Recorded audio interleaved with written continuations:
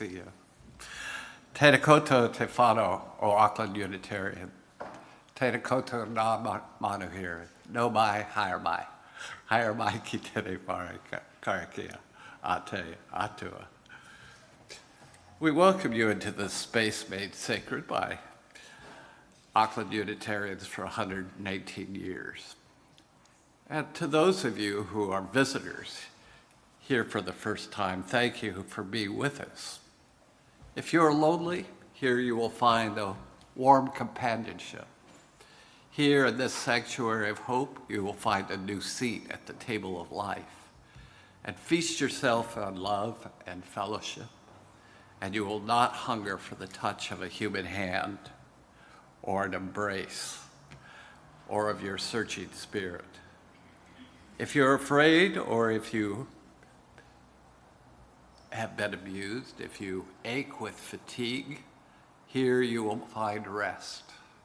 You will be comforted. Your spiritual wounds will be dressed, and your courage will be returned to you.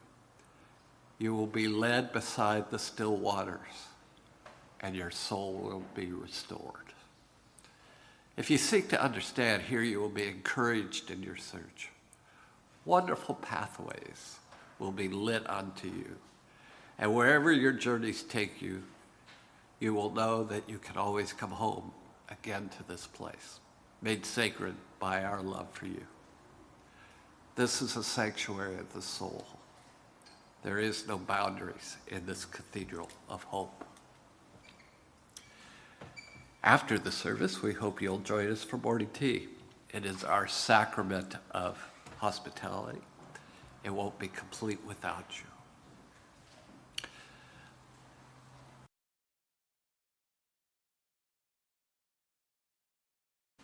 My opening words are an excerpt from a sermon by Kendall Gibbons. It appears to me that the whole concept of a managed immigration policy is based on an outdated understanding of the world and the willingness to live by our basest fears rather than out of loyalty to our ideals. At the heart of every religious tradition is the fundamental insight that we are called upon to welcome the stranger, to share our prosperity, and put the well-being of humanity ahead of the sovereignty of nation states. And the most rational of humanist logic must concede that on our shrinking globe, it makes no sense to build walls against one another, either physically or legally. They never achieve their alleged purposes, and they inevitably create injustice and suffering. The progress of humanity has always been and always will be about the tearing down of arbitrary exclusions and the freedom to seek our personal and collective fulfillment where we believe it can best be found. Personally, I long for a world in which it makes no more sense for Korea to aim missiles at China than it does for Kansas to bomb North Dakota, where someone can move from El Salvador to New York to find a better job as easily as they can move from California to Texas. If Unitarian Universalists believe what we say about the goal of world community with liberty and justice for all, it seems to me that this is a vision we share.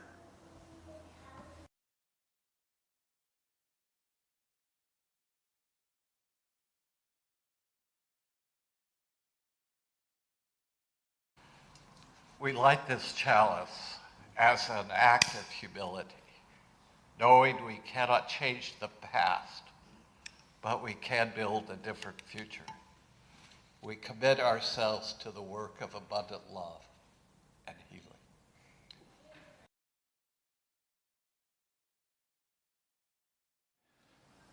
This is from New Zealand History Online. A meeting in Dunedin, presided over by the mayor, unanimously called for a ban on further Chinese migrants. New Zealand in the 19th century strived to be the Britain of the South Seas, and Pakeha saw non-white migrants as undesirable. The discovery of gold in California, Canada, Australia, and later New Zealand attracted many Chinese men wanting to make their fortunes before returning home. In the 1860s, the Dunedin Chamber of Commerce sought to replace European miners who had left Otago for the new West Coast fields. Chinese were seen as hardworking and law-abiding, and they were also willing to rework abandoned claims. The first 12 men arrived from Victoria in 1866. 2,000 more had followed by late 1869. Chinese women seldom migrated to New Zealand. In 1881, there were only 9 women to 4,995 men, raising fears that white women were at risk from Chinese men. As work in the gold fields became harder to find, anti-Chinese prejudice resurfaced. Some spoke of a conspiracy to overrun the colonies with coolies who were ignorant, slavish, and treacherous. Canada and Australia had imposed entry taxes on Chinese immigrants, and New Zealand followed suit via the Chinese Immigrants Act of 1881. A poll tax of £10, equivalent to $1,720 today, was introduced, and ships arriving in New Zealand were restricted to 1 Chinese passenger per 10 tons of cargo. In 1896, this ratio was reduced to 1 passenger per 200 tons of cargo, and the poll tax was raised to £100, $19,200 today. In the late 19th and early 20th centuries, organizations such as the Anti-Chinese Association, the Anti-Chinese League, and the Anti-Asiatic League, and the White New Zealand League emerged to oppose Chinese immigration. From 1907, all arriving Chinese were required to sit an English reading test, and from 1908, Chinese who wished to leave the country temporarily needed re-entry permits, which were thumbprinted. Permanent residency was denied from 1926, and Chinese were not eligible for the old age pension until 1936. Although other changes made it largely irrelevant from the 1920s, the poll tax legislation was not repealed until 1944. In 2002, the New Zealand government officially apologized to the Chinese community for the suffering caused by the poll tax. Immigration had become a bad word long before our treatment of Chinese immigrants. I share the story because it captures attitudes that probably go back to the beginning of time. There are certainly plenty of biblical instances. The story of the Tower of Babel tells of a time when everyone spoke a common language, allowing them to cooperate in building a tower to reach the heavens. God was not pleased. He disrupted the construction by giving the workers different languages so they could not finish the construction, and its people were dispersed around the earth. It is an ancient myth to explain our tribal nature, protected by the individual languages that express our culture. Rachel and I laugh at the fact we are separated by a common language. Even after 14 years in New Zealand, she can still use words and phrases that leave me scratching my head. The only reason my misunderstandings don't result in conflict is she speaks American, having grown up with my tribe's TV shows, movies, and literature. Tribalism was an evolutionary necessity Human beings are social animals, not designed to live alone. Hunting a mammoth on your own is not conducive to long life. While there were benefits of living in a tribe, it created a mindset where only those of my tribe were to be trusted and valued. Distrust of those outside our social circle at that time was probably when immigration was first considered a bad word. It's easier for us as humans to fear the outsider as a threat to our identity than to find ways to assimilate them to be one of us. This seems to be at the root of modern resistance to immigration. The argument around immigration seems to hinge on whether or not to view impeding immigration as racist or simply as a matter of protecting ethnocentric interests. Trump, Brexit, and the European populist right herald a new cleavage between globalists and nationalists, in which immigration is a defining issue. What's more, new survey data suggests this hinges on a fundamental difference of opinion in Western societies between highly educated liberals who consider the communal desire to reduce immigration as racist and conservatives who don't. This matters greatly because to be racist is, for most people, to be immoral, transgressing the social norms which define good and evil.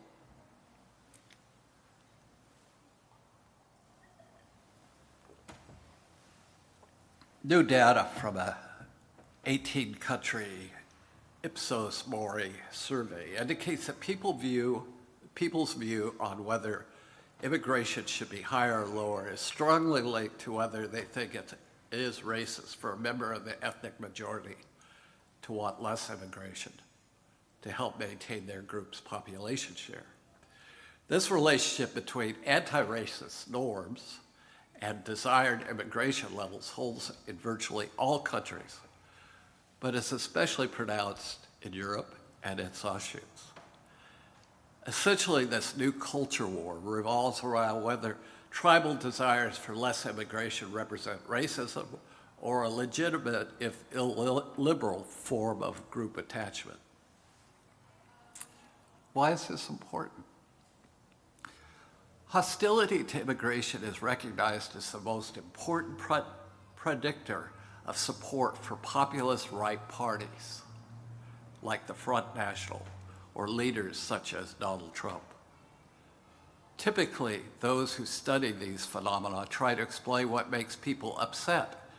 Is the culprit economic inequality, pressure on services, cultural change, or a mistrust of established politicians?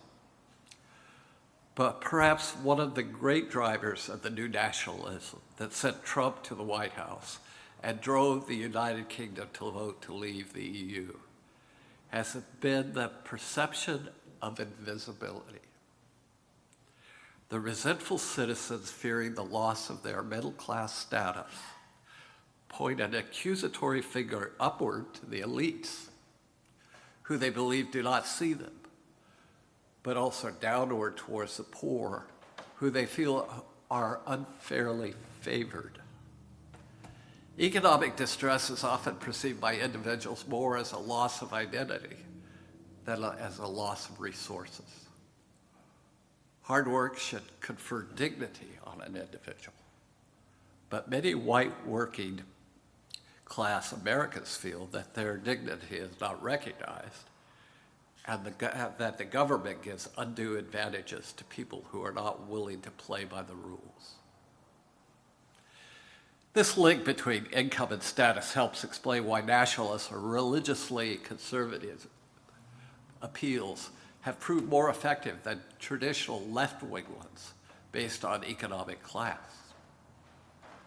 Nationalists tell the disaffected they've always been core members of a great nation, and that foreigners, immigrants, and elites have been conspiring to hold them down. Your country is no longer your own, they say, and you are not respected in your own land. The religious right tells a similar story. You are a member of a great community of believers that has been betrayed by the non-believers. This betrayal has led to your impoverishment and is a crime against God. The prevalence of such narratives is why immigration has become such a contentious issue in so many countries. Like trade, immigration boosts overall GDP, but it does not benefit all groups within society. Almost always, ethnic majorities view it as a threat to their cultural identity, especially when cross-border flows of people are as massive as they've been in recent decades. So far, the anti-immigrant attitudes seen in Europe and the US have not been as prevalent in New Zealand. Our election of a center-left government that supports increasing refugee quotas is counter to what we see around the world. This reflects a 2018 survey that found most New Zealanders want to keep accepting refugees, with 62% disagreed with the statement, we must close our borders to refugees entirely. We can't accept any at this time. However, this is a decrease of 5 points from a 2017 survey, with slightly more people now feeling we should close our borders. At 56%, slightly more New Zealanders feel confident that most refugees who come to New Zealand will successfully integrate into New Zealand, compared with 53% in 2016. In contrast, a third disagreed, indicating that a sizable minority still question how well refugees can assimilate. 55% feel that immigration makes New Zealand a more interesting place to live.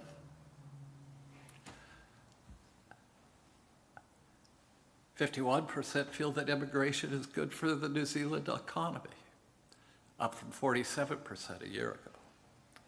Additionally, a similar proportion of respondents both agreed and disagreed with the statement, there are terrorists pretending to be refugees who will enter New Zealand to cause violence and destruction. 40% combined disagree versus 41% combined agree. While these polling numbers are encouraging of our being a welcoming country for immigrants, they are not overwhelming. There is still fear about immigrants' failure to assimilate and adopt the Kiwi way of life, a belief that some are even hostile to it. What I consider the Trump virus could spread here and turn these numbers around.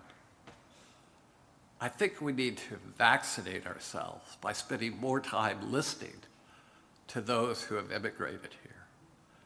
This requires going outside our comfort zone to hear stories like Fatima Junaid's. She moved to New Zealand from Peshawar, Pakistan, with her husband and daughter. She came here to complete her doctorate at Massey University on a student visa. Although not officially an immigrant, she said she intends to apply for permanent residency once her doctorate is complete. Her experience of coming to New Zealand was warm and positive, particularly when her father was killed by a bomb in Pakistan 5 months after she arrived. People were kind, considerate, and accommodating. My experience has been really, really positive. New Zealand feels more like home to me. That was in part due to the state of her home country and the freedoms New Zealand allowed her as a woman. As a practicing Muslim, she felt strongly about immigrants bringing their own way of life here, too. I think bringing your culture is a good thing. But at the same time, if you come to a country, you come because you like what culture is in that country. So there has to be a balance. She said she disagreed with people who arrived but did not integrate. Why did you come here? What is the point? I believe Fatima's story is the rule and not the exception.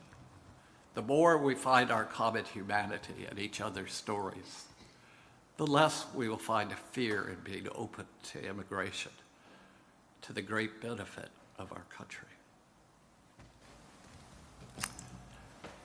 I thought maybe you might have thoughts about all of this. So let's have a little discussion. Oh, hands are already up.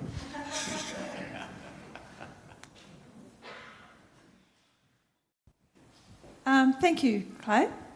Vivian, and I think New Zealand's become a better place from immigration, particularly with diversity, because when I was at school, I often say there was Maori and Pākehā, and maybe one Indian and one Chinese, and that was it. And we used to poke fun at Chinese people, I remember that, so it was not a good place.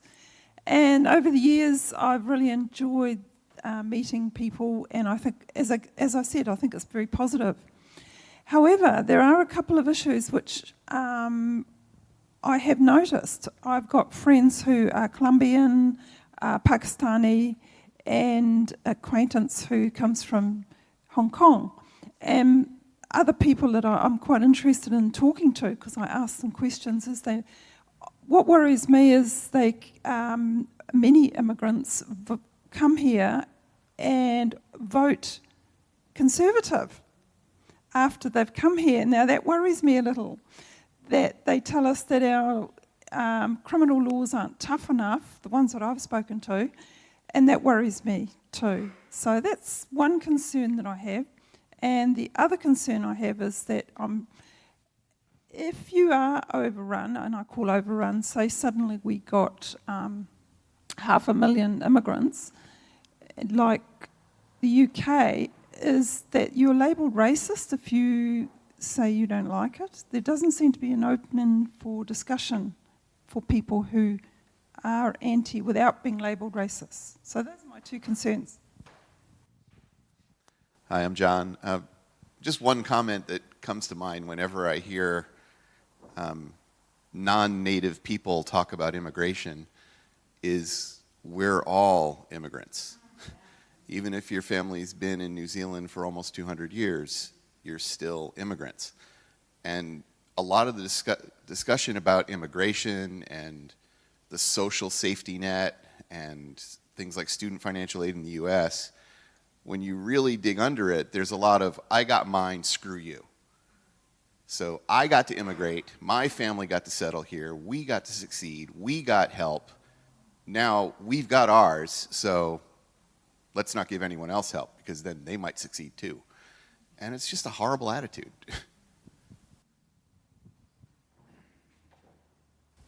Yeah, I guess my concern relates to the de-emphasis of overseas development assistance in relation to immigration, especially with regard to students. A lot of Western countries have very attractive scholarship programs which take the best and the brightest from the developing countries, and then they remain in that country where they've been educated.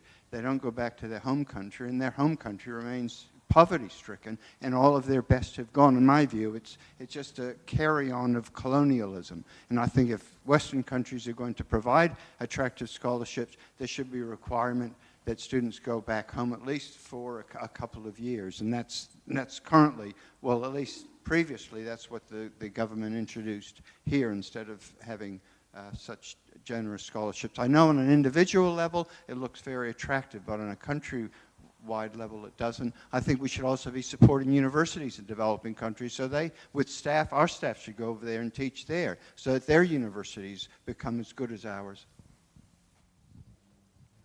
Hi, I'm Joel. I'm an immigrant. You can't tell until I open my mouth, right? A recent immigrant, as in not 200 years ago. I would draw a distinction between integrating and assimilating. And those who come here and retain their culture, I see that as a good thing. But I would also extend a bit of sympathy to those who come as, for example, refugees and have difficulty integrating because they kind of didn't really have a choice, and And I know that there are psychological factors at work there that make it really hard for them. So one last comment is a recommendation, speaking of immigrants, that we haven't mentioned here today. There's a free video online called The Polynesian Panthers. It's about the Polynesians who used to live in Ponsonby, where we now sit. And it's actually really well done. And it's free, and it's online, so go home and watch it. Hello, my name is Pien. I just don't want to give it a long speech, but I've just had the pleasure and privilege to help at the refugee center. I go there once a week for a day, and I agree, these people did not have a choice to come to New Zealand because their countries where they came from was just or war or just not good. But they are also so grateful that they're here in New Zealand. They are incredibly grateful that they have the second chance. They are giving it all. They want to know about our culture. They want to know about the Maori culture. And they do want to integrate. So I just think New Zealand does an amazing job in helping these people. And yeah, I'm very proud of it. Going to school, if you found it easy getting through the paperwork and all the stuff that is required. In 1969, I was a kid and that was all taken care of, but it was a lot easier then because New Zealand was it was open immigration. But even that doesn't even touch going to school with a North English accent and getting given hell and the Punch a Pomaday campaigns on the radios and all that kind of stuff. It was really difficult. And my kids found it incredibly difficult coming here from America, even though in their classrooms, most of the kids are immigrants at this point.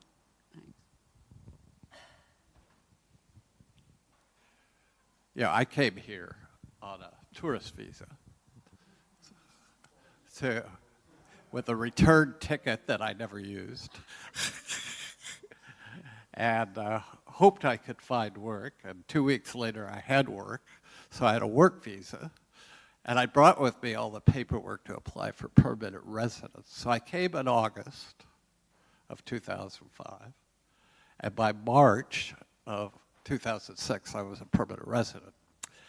Now, I've talked to a lot of other people who weren't my shade of skin color and who didn't speak English quite as well as I managed, even though when I first came here, I couldn't understand you all.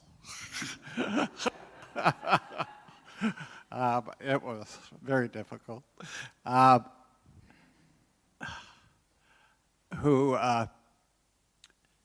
might have qualifications as a doctor or something like that, and were struggling to find a taxi job. Yes.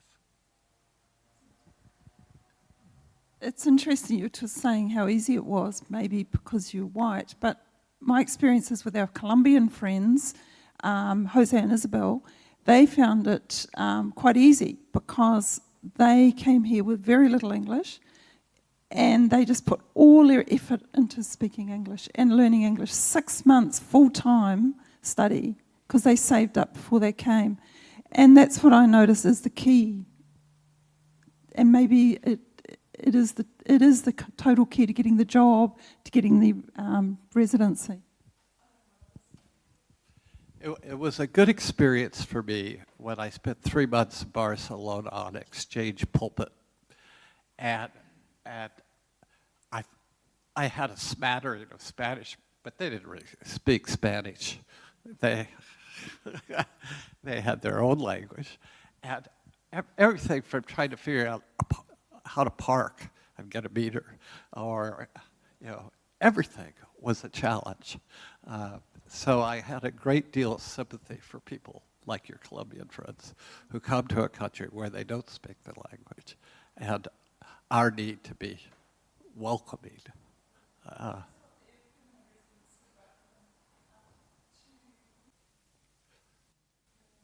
Well, thank you for entering into this conversation. you may continue it at morning tea.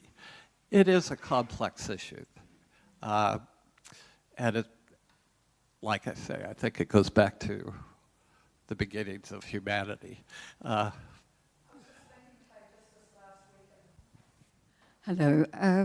I was just thinking about two young men that came to New Zealand in the early 80s. They were refugees they were both student protesters in Peru and escaped and came here through amnesty. They enrolled at Auckland University, not being able to speak much English at all after only a few months of being here. One now has a PhD and the other has a master's degree. And they were able to succeed because there were a number of New Zealanders who really stood by them and walked the path with them to help them through all of the huge obstacles. So I'm just thinking perhaps we need to perhaps be a little more aware. And I was just thinking of Pian, how could we, if we know anybody, how can we actually be involved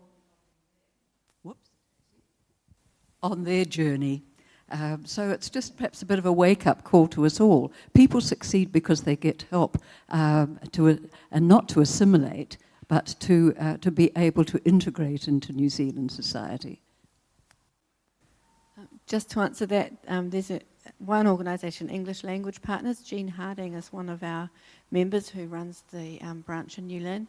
And I have a family from Pakistan where I'm teaching the mother English, and she has four daughters. Two of them are teenagers, two are very young, and then they have a young baby boy. But I've learnt through her that in Pakistan, where they're from, she was married at 12, and she had her first baby at 14. So this is the older daughter who's helping me with the translation.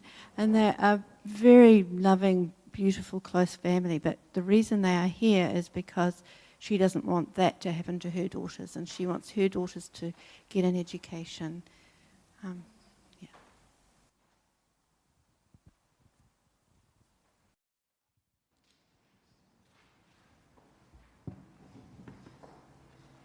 My friends, there is a power at work in the universe. It works through human hands, but it was not made by human hands. But it is a creative, sustaining, and transforming power, and we can trust that power with our lives. It will sustain us whenever we take a stand on the side of love, whenever we take a stand for peace and justice, whenever we take a risk. Trust in that power. We are together held by that power.